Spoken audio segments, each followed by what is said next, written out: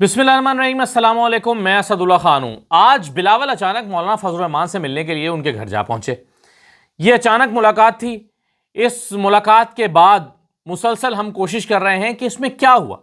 कुछ खबरें बाहर निकली, कुछ टीवी पर चली, कुछ जो है वो सीना बसीना एक दूसरे की तरफ जा रही हैं, कुछ टेलीफोन घूमे कि भाई आखिर क्या हुआ। हमने भी टेलीफोन घुमाए, हमने भी कुछ मौलाना के करीबी लोगों से चेक करने की कोशिश की कि ये आखिर क्या कहानी है। बिलावल क्या लेकर आए थे, क्या मांगने आए थे, क्या देने आए थे, क्या खिचड़ी पक रही है, क्या चीज़ें हो रही हैं। तो पहले तो मैं आपको बता देता हूं कि मुमकिन तौर पर 3 मौज़ूआत क्या हो सकते हैं बिलावल के मौलाना फजल रहमान साहब के लिए। अच्छा, आपको ये तो मालूम है ना कि मौलाना फजल रहमान साहब हमेशा दाना चुगने के लिए तैयार होते हैं, यानी कोई उन्हें दाना डाले वो फ़ौरन चुगने के लिए तैयार हो जाते हैं। बावजूद इसके कि उनके साथ कई मरतबा धोखा हो चुका हो, हर मरतबा नए फरेब में आने के लिए तैयार रहते हैं। और उनका वीक पॉइंट क्या है? खैबर पख्तूनख्वा की गवर्नरी। उनका वीक पॉइंट क्या है? बड़े ओहदे। उनका वीक पॉइंट क्या है? कुछ ना कुछ उन्हें दिया जाए। तो मौलाना फजल रहमान साहब जो हैं वो हर मर्तबा धोखा खाने के बाद जब उनको दाना डाला जाता है, उन्हें पता होता है कि ये दाना जो मैं चुगूंगा तो इससे मैं ट्रैप में आ सकता हूं, लेकिन वो दाना चुगने के लिए बखुशी तैयार रहते हैं। मुमकिन तौर पर क्या चीजें हो सकती हैं जो आज मौलाना साहब के साथ डिस्कस हुई होंगी या मौजूआत हो सकते हैं इस मुलाकात के। उसमें से नंबर 1 तो मौजू हो सकता है गवर्नर राज। वही मौजू जो पुराना मौजू है, वही मौजू जिस पर मौलाना फजल रहमान कुछ दिन पहले भी पीपल्स पार्टी के हाथों इस्तेमाल हो गए, नून लीग के हाथों इस्तेमाल हो गए।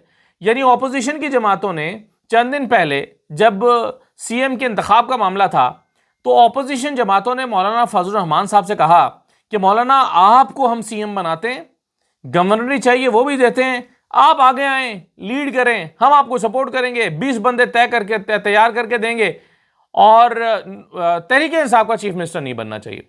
मौलाना फजल रहमान सीरियस हो गए। फौरी तौर पर उन्होंने अपने बंदे को तैयार किया, अदालत के अंदर पिटीशन दायर की और खबर भी जारी कराई कि जी मुत्तफ़िक़ा तौर पर सब जमातों ने फैसला किया है कि यह इंतखाब गैर आईनी है और इसके खिलाफ अदालत जाएंगे। यह स्टेटमेंट भी आ गई मौलाना फजल रहमान साहब की तरफ से।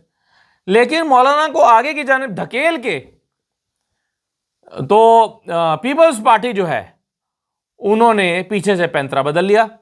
बिलावल साहब ने कहा कि जाइए गवर्नर साहब, जाकर अपनी आईनी जिम्मेदारी अदा कीजिए, पहुंचे फटाफट, शाबाश।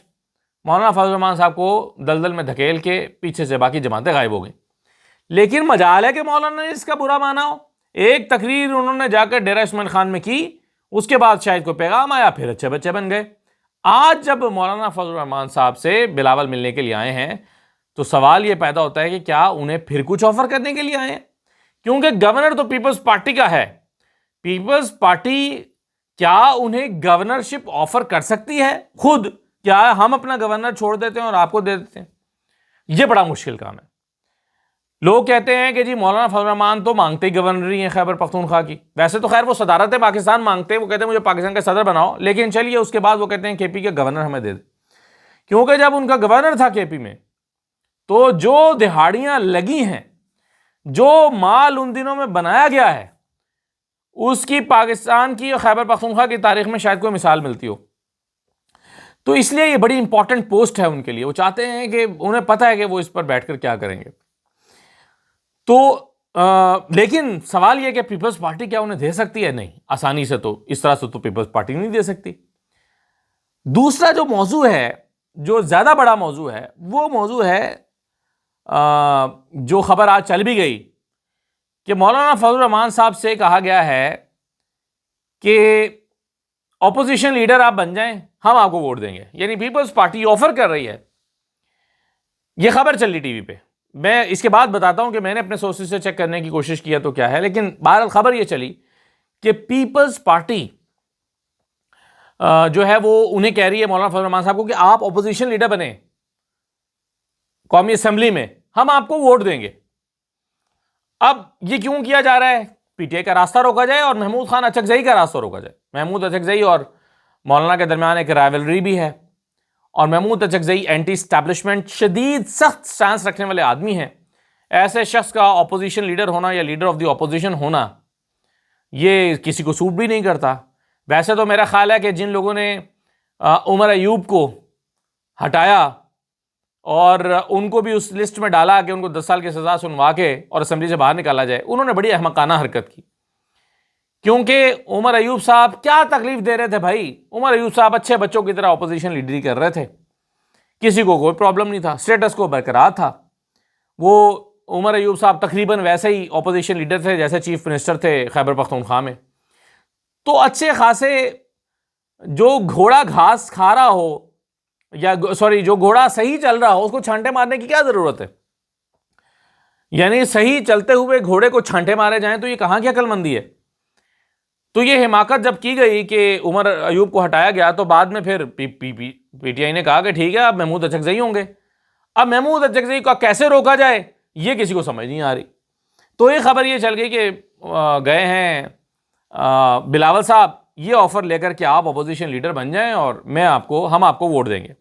अब ये अपने तौर पर एक मजाहिया बात है कि बिलावल साहब अपने ही वोटों से, पीपल्स पार्टी के वोटों से वजीर आजम बन रहे हो और पीपल्स पार्टी के वोटों से अपोजिशन लीडर बन रहे हो।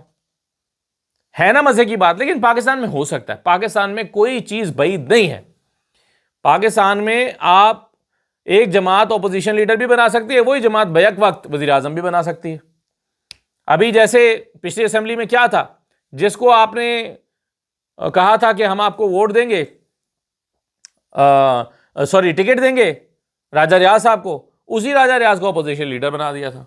फिर वही आपसे टिकट लेकर उसका बेटा इलेक्शन भी लड़ा, फिर दोबारा लड़ रहा है। तो पाकिस्तान में तो खैर कुछ भी हो सकता है, लेकिन मौलाना फजल रहमान साहब को क्या इसके लिए तैयार होंगे, ये एक अलग सवाल है। अगर आप इन दोनों चीज़ों में से कहें कि क्या वो बिलावल साहब इसलिए गए कि उनको अपोजिशन लीडर की बात करें या वो इसलिए गए कि गवर्नर राज ऑफर करें, तो गवर्नर राज ऑफर करने वाली बात तो मुझे थोड़ी सी मुश्किल लगती है। पीपल्स पार्टी इतनी आसानी से ये ओहदा छोड़ने वाली नहीं है, मौलाना को क्यों देगी।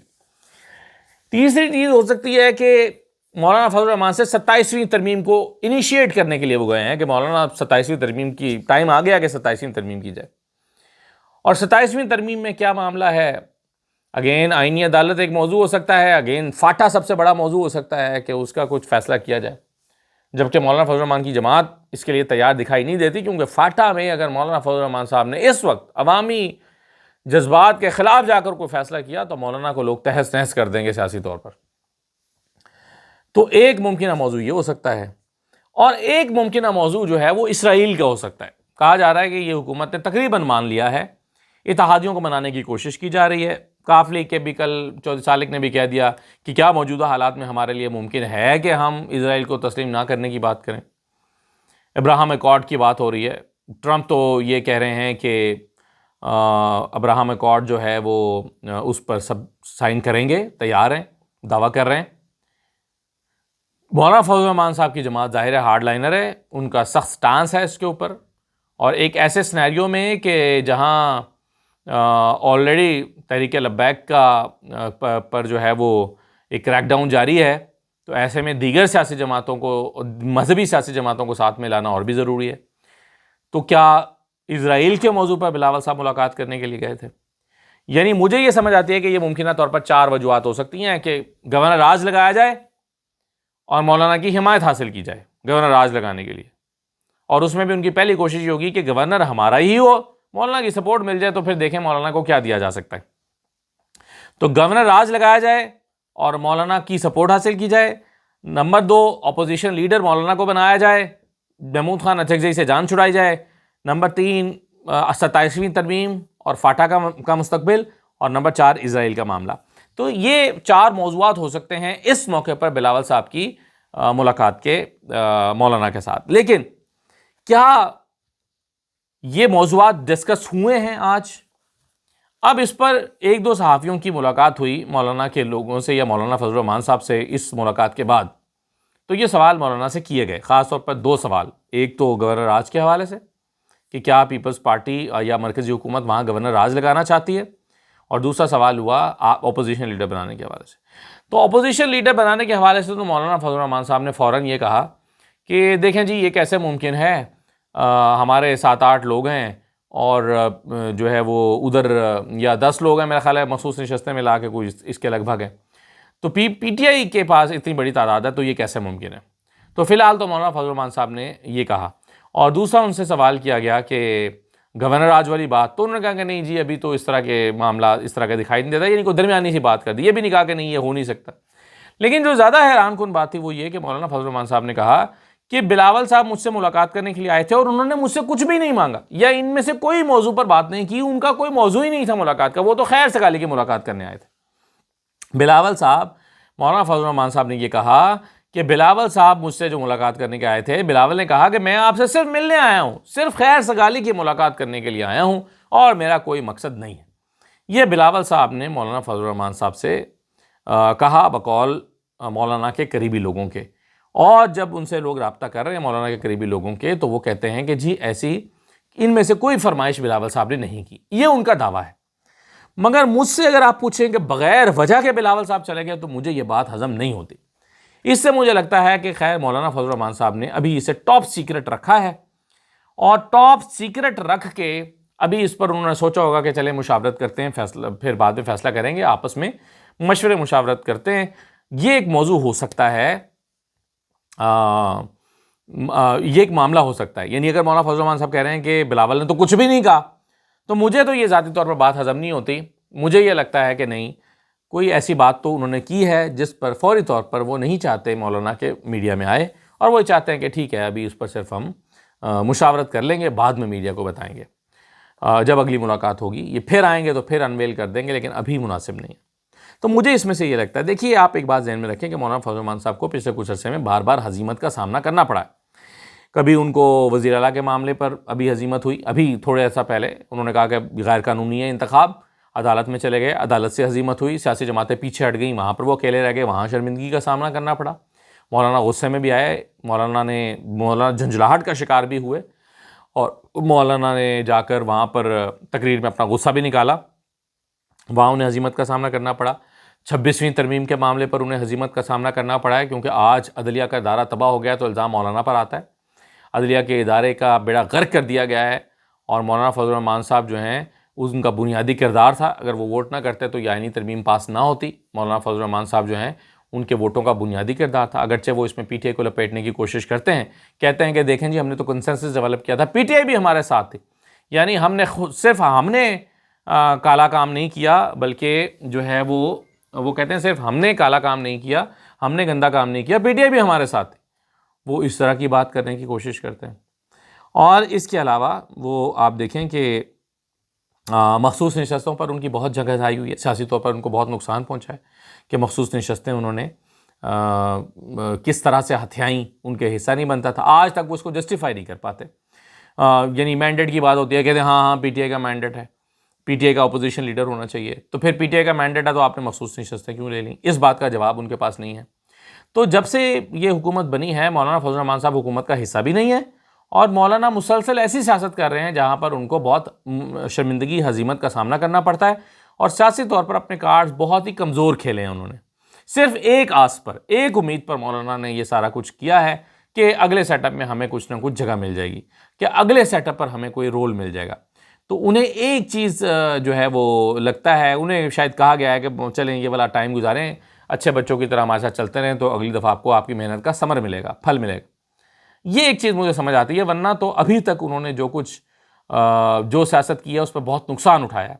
तो अगर उन्होंने अगले इलेक्शन में फॉर्म 47 की ख्वाहिश में कि मुझे चले कुछ चंद फॉर्म 47 मेरे हाथ में थमा दिए जाएँ, तो इस ख्वाहिश में वो ये सब कुछ कर रहे हैं, तो वो घाटे का सौदा ही कर रहे हैं।